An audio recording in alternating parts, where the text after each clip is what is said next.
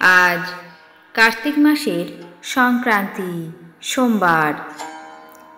শ্রী শ্রী কার্তিক পূজা। সনাতন হিন্দু ধর্মে কার্তিক পূজা সাধারণত সন্তান লাভের কারণে নিঃসন্তান দম্পতিরা করে থাকেন। এছাড়াও এটি কার্তিকের বীরত্ব এবং অসীম শক্তি সাহসের প্রতি শ্রদ্ধা নিবেদন করা হয়।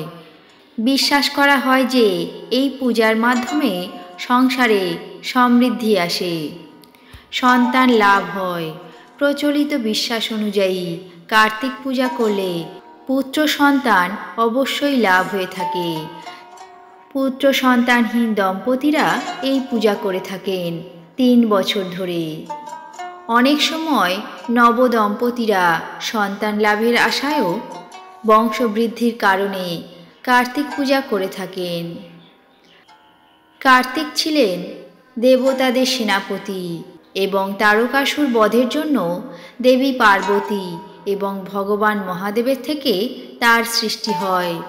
তার পূজা করার মাধ্যমে শক্তি, বীরত্ব এবং অসীম সাহসের প্রতি শ্রদ্ধা জানানো হয়।